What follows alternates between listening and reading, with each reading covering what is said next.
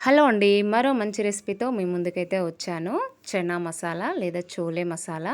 So, ఇది పూరీలోకి గానీ, చపాతీలోకి గానీ, రైస్‌లోకి గానీ, దేంట్లోకైనా గూడా మన నాన్ వెజ్‌కు ఏమాత్రం తీసిపోదనమాట. అంత బావుంటుంది. సో, నేను చూపించే పద్ధతిలో ఒకసారైతే ట్రై చేయండి. టేస్ట్ అయితే చాలా బావుంటుంది. ఇప్పుడు చనాని నైట్ అంతా నానబెట్టిన తర్వాత మార్నింగ్ వాష్ చేసుకొని, ఇలా కుక్కర్‌లో వేసుకొని ఉడికేంత వరకైతే ఉడికించుకోవాలనమాట.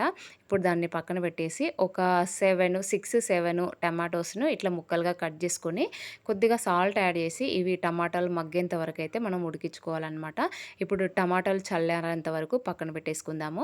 సో, నెక్స్ట్ మనము స్టవ్ మీద ఒక గిన్నె పెట్టేసుకొని సరిపడా ఆయిల్ అయితే వేసుకోవాలి. ఇక్కడ ఆయిల్ అనేది వేడైన తర్వాత ఇందులోకైతే హోల్ గరం మసాలా అయితే యాడ్ చేసిన.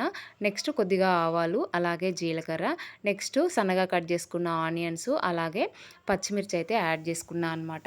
ఇందులోకి కొద్దిగా మనము సాల్ట్ యాడ్ చేసుకున్నాం అనుకోండి, ఆనియన్స్ అనేవి మనకు తొందరగా మగ్గిపోతాయి. ఇప్పుడు నెక్స్ట్ ఇందులో నేను కొద్దిగా పుదీనా అయితే యాడ్ చేస్తున్నాను. సో, ఈ పుదీనా అంతా కూడా కొంచెం మగ్గిన తర్వాత నెక్స్ట్ ఇందులోకి పసుపు, అలాగే జింజర్ గార్లిక్ పేస్ట్ అయితే యాడ్ చేస్తున్నా. ఇది పచ్చివాసన పోయేంత వరకు అయితే మనము ఫ్రై చేసుకోవాలి.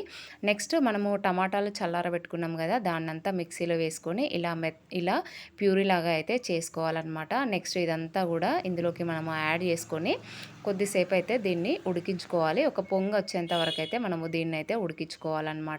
ఇప్పుడు నెక్స్ట్ మనము ఇందులోకైతే సరిపడా మన టేస్ట్‌కు తగ్గట్టుగా అయితే కారం యాడ్ చేసుకోవాలి.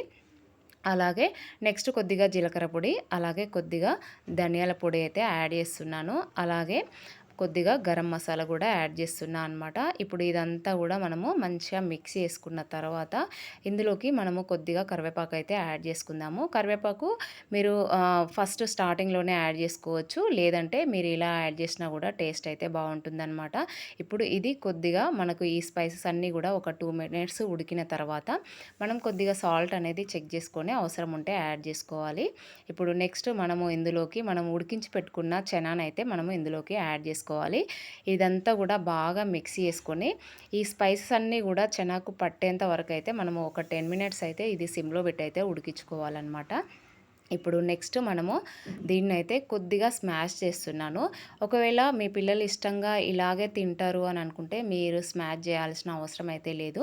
ఒకవేళ తినరు అనుకుంటే మీరు మొత్తం అయితే స్మాష్ చేసుకోండి. నేనైతే సగం అయితే అలాగే ఉంచిన, సగం అయితే స్మాష్ చేసిన అనమాట. ఇలా స్మాష్ చేయడం వల్ల మనకు గ్రేవీ కూడా కొంచెం థిక్నెస్ అయితే వస్తుందన్నమాట. సో, ఇదైతే మనకు రెడీ అయిపోయింది. ఇప్పుడు ఒక 2 మినిట్స్ అయితే ఉడికిన తర్వాత నెక్స్ట్ మనము ఇందులోకైతే మనము కొత్తిమీర అయితే యాడ్ చేస్తున్నా. కొత్తిమీర యాడ్ చేసిన తర్వాత ఒక 1 మినిట్ మీరు అలా ఉడికిచ్చారనుకోండి, మనకు చోలే మసాలా అయితే రెడీ అయిపోతుంది. ఖచ్చితంగా ఈ విధంగా ఒకసారి ట్రై చేయండి. టేస్ట్ అయితే చాలా బావుంటుంది. మనము పచ్చి టమాటాలను వేసే కంటే ఇలా ఒకసారి ఉడికించి వేసి చూడండి. టేస్ట్ అయితే చాలా బావుంటుంది. వీడియో నచ్చిందనే అనుకుంటున్నాను. నచ్చితే లైక్ చేయండి. Thank you.